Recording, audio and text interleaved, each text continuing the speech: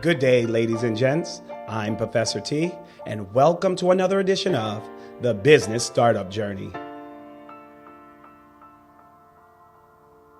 Our business owners and entrepreneurs are actively learning how to start a business with little or no money and no experience.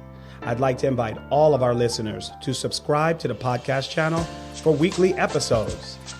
I would also like to encourage you to visit professort.montfichet.com and download our study guides. The website is listed in the channel. The study guides will be uploaded weekly and will reflect our podcast series. It's also important that you obtain your free personalized business portfolio by subscribing at the bottom of our page at professort.montfichet.com. This will give you access to the documents needed to build your personalized business portfolio. Okay, team, now that we paid the bills, let's get ready to rock and roll.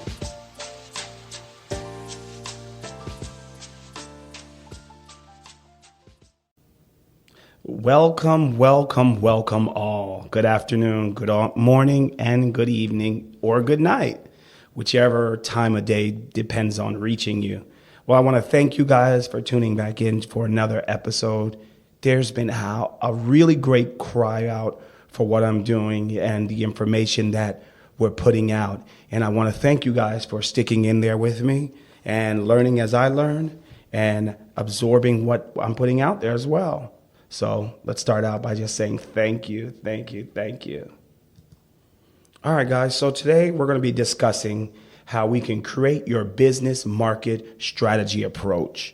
Now, these are one of the most important episodes because they're going to be the foundation and the fundamental parts of your business plan. And it has a lot to do with financials. So if you haven't already, break out your pen and pencil and let's get ready to rock and roll. All right, guys. So if you haven't done so already, log on to professort.montfichet.com. Click the study guide button and go ahead and download the study guide that's listed, Creating Your Business Marketing Strategy Approach. And that study guide will go hand in hand with our podcast today. All right, guys. So we're going to be discussing the business marketing approach. And that marketing approach is going to have a lot to do with your market. And we're going to build a strategy out of that. So in order to even begin with that topic, we need to understand our product or service and how it's positioned in the market. So we need to understand how consumers view our product or service. Are they seeing it as a resource? And the next few bullet points on the study guide shows how they view your product or service in the market. And you have to compare it with the competition. And this is how you're going to get a real idea of how it's viewed. How are the price compared? And this develops the view. Is the product quality, or how is it convenient for your life? Is it solving a problem? So these are the biggest ways we can decide on how our product is viewed in the market. Also, our consumers look a lot at your business hours. Are you open late? Are you open early? Are you open on the weekends? Are you available on Sundays? Are you available on holidays? Not strategically saying that you should be available at all these times, but these are some of the key factors that competitors are looking at. And that's how our consumers view it as well. A major takeaway is, does your product come off as family friendly for adults and the entire family? Or is it just geared towards young adults or seniors? These are another way that your product can be viewed, and you can get that product positioned within the market. So now, once we decide how we're viewed, our product or service is viewed in the market and to our customers and consumers, the next thing we must be able to do is we have to be able to clearly communicate how we want our market to see our position to the target market. So we have to be able to present our position clearly to the target market. Taking that a step further, we need to be able to narrow down the way we want our our product or service to be viewed to a one sentence slogan. Now, when I say that, what we're trying to do is create something called a USP, a unique selling position. And I have that on the study guide because these are terms that I think is vital for you to understand going forth with your business. So we're creating a unique selling position. And to be able to do this, we have to create a one sentence slogan that describes and tells our clients what we want them to perceive of our business. And within that one sentence slogan, we have to be able to convert the product and service attributes into a benefit. So we want to try to make that benefit be displayed in that one sentence slogan. And once we achieve that, we can then present our product or service to the market. So now our business marketing strategy has a lot to do with pricing. And that's the next part that we're going to head into. So pricing accounts for 2/3 of the market and 1/3 of your financial. So please remember that. It's on your study guide. So if you have a highlighter, highlight that on the top of, underneath the section that says pricing. So pricing accounts for 2/3 of the market and 1/3 of financials. Now, please note, ladies and gentlemen, that if your price is not correct, if you do not get the pricing down pat, your marketing plan will fail.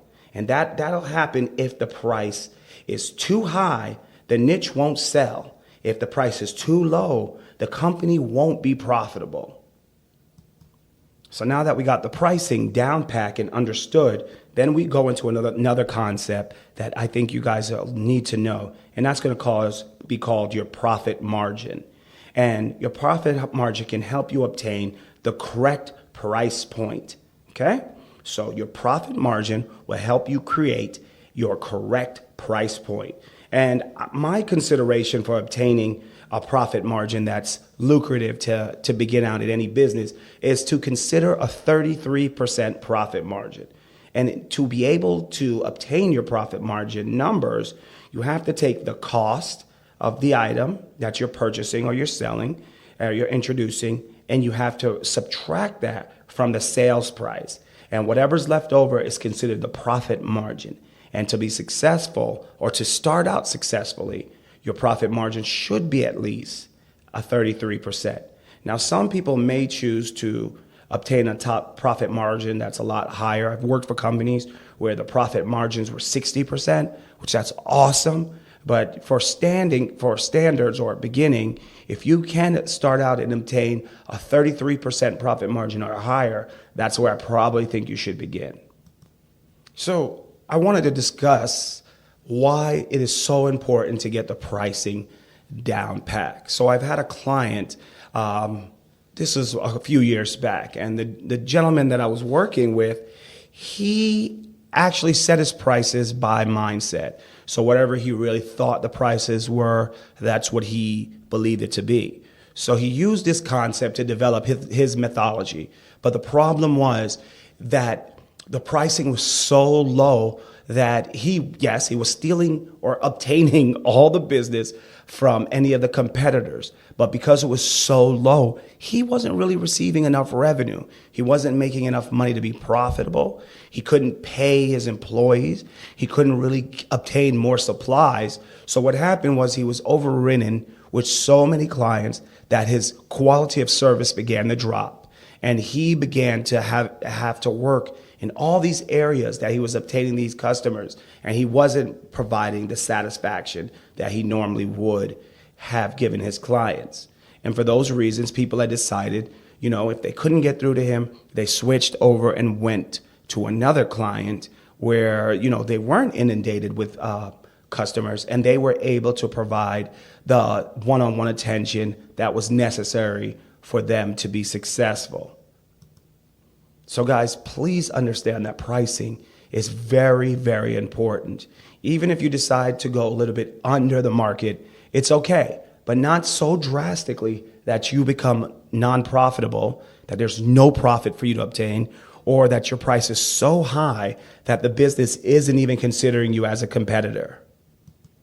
Now, please understand the market is determination. So whatever you do, the market has to accept it and perceive it. So if the price is too low or the price is too high or the price is exactly where it is, the market has to see it and respond well to it. And that's when you decide to make a decision, a business decision that affects your bottom line. So the next part of the study guide deals with strategy in pricing. And that's what I was just saying in my little rant for the evening, is don't let the price evolve. It's not something that you should just let organically happen in your mind where you think, oh, okay, this is what it is.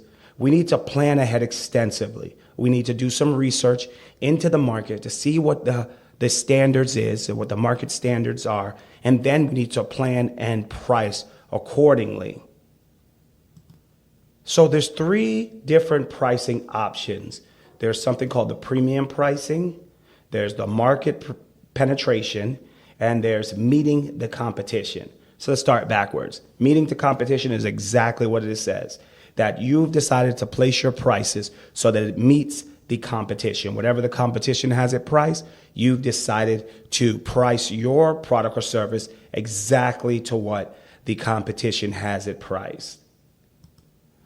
The second pricing option is called market penetration. This is where you lower your prices so that you undercut your competition, so that the market will be considering you more as a trendsetter or something new or as a savings, so that they could, influence or get to know who you were and really participate in your business's goals.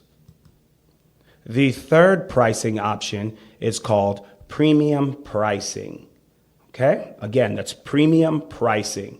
That's when your prices are higher than the competition, 1, or there's no competition, 2, or your prices are higher than the industry standards. So keep that in mind. That's always another option to go. So when you're deciding on pricing, you have to really develop some objectives, and I call these the marketing objectives. And you have to ask yourself, 1, are you introducing new products into the market? So in this case, you might need to discount it to create awareness. Or 2, are you trying to beat out your competition? If this is what you're trying to do, discounting the item in a short term is a really good option that you can do as well.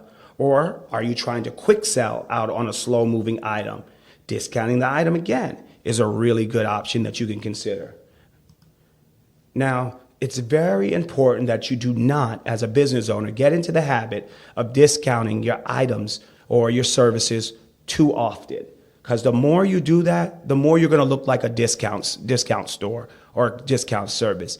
And to prevent that and to hold quality to your price, you have to make sure that the time that you invest in discounting is very limited and strategic.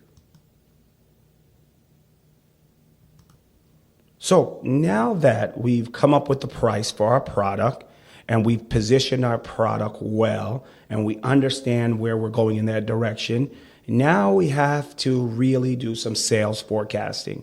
And when I say sales forecasting, I mean we have to create some predictions of where our sales will be in the next 3 to 6 months and 6 to 12 months. So we want to really create a sales projection.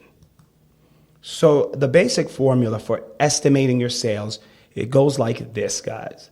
So you take the market potential and you times that by the average purchase intention, and you times that by the charge that you're charging per unit.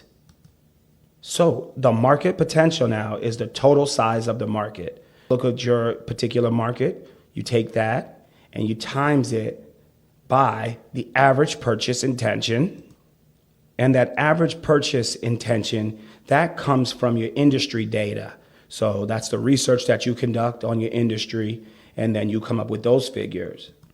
And the charge per unit comes from the financial feasibility assessment, and that's going to be the next series. So keep that whole forecasting sales portion in mind, because this goes hand in hand with the financial feasibility portion, which is going to be the next series. So you'll take those total, and then you'll create your forecasting for your sales. Again, that's going to be your market potential times your average purchase intention, and you times that also by charge per unit. So guys, now that we are forecasting our sales, we need to really start thinking about making a marketing budget. And with the marketing budget, you're going to develop a marketing strategy prior to starting your business. So we've got to understand that it needs to be prior to anything taking place. So after you come up with that strategy, then we're going to put numbers to it and create a marketing budget. So now your marketing budget is going to be based on 3 areas. 1, your marketing tools that you're going to use to stimulate the market.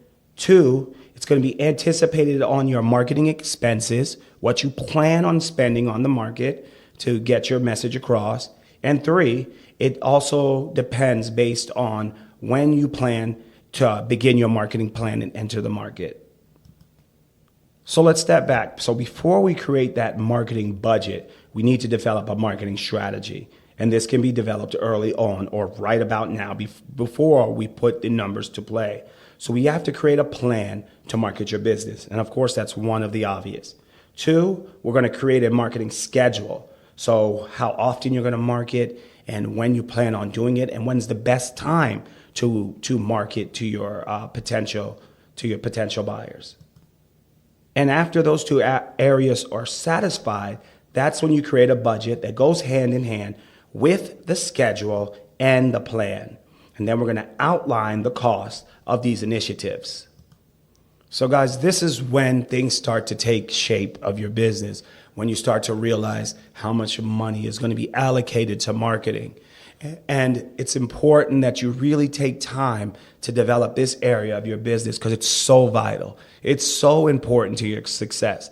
I can't tell you how many times I've worked with so many different clients who have failed to create a marketing budget. And without that marketing budget, they weren't sure how much money was going to be allocated to specific areas. And for those reasons, they either ran out of money or the business began to lag. So guys, your forecasted marketing costs in the projected income statement, and it's also in the cash flow statement. So of course, your forecasted marketing costs are going to be located in the projected income statement and inside the cash flow statement as well. So this might sound a little new to you where I'm telling you all these things are going to be located, but it's okay because as you start to build your business plan, you'll remember these topics and you can refer back to it so you know what is included in it and what you can add to it as well. So guys, the function of our marketing strategy is to be able to communicate to our potential buyers and to the market the position of our business. So who are we communicating to? We're communicating, again, to the market, our customers, but who are the extended people that we are communicating? We're communicating to stockholders, IRS, and other local businesses because we want them to understand our message, what we're selling, and what position we are placing on our community. Now, guys, whatever we plan on doing, the way we communicate and what we communicate must always support sales and profitability. So whatever we do, sales and profitability must be our number one focus. So now when we're communicating to our audience, all these different places we're talking about earlier, this is where we need to decide on what the message is that we're trying to communicate to everyone that's out there. So guys, as new business owners, we need to develop a marketing communication strategy. And in order to do that, there are a couple of questions that we can ask ourselves so that we know how to position how we want our communication to appear in the market. And one of the ways is asking ourselves, what value does our product or service provide in terms of pricing? That's one. Number 2, what benefits does our product or service offer to the market?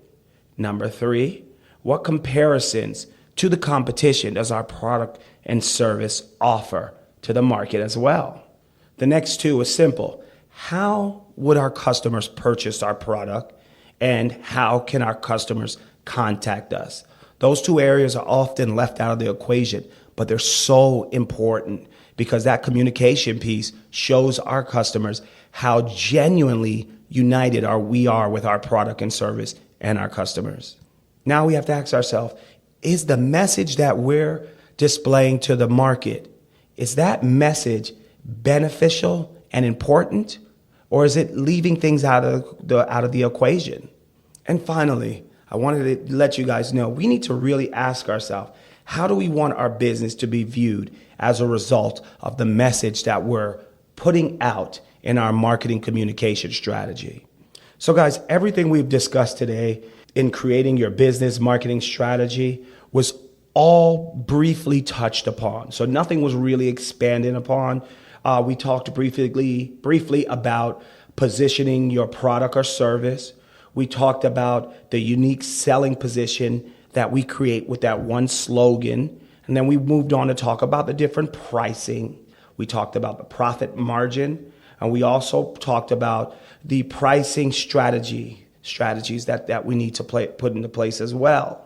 All these areas come with something that elaborates on a little bit deeper.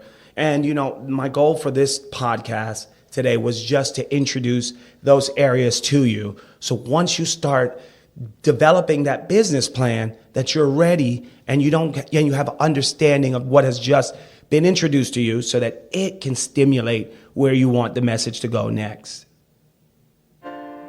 All right, ladies and gents. Well, thank you so much for tuning in to another episode of the Business Startup Journey. And I hope that we were able to provide you with some information and direction on helping you get through this business startup journey. It's a difficult process, but keep hold to the process. You will make it through. You'll be successful. And guess what? I'll be here to help you along the way. All right, guys? This has been another episode, and this is Professor T Approved.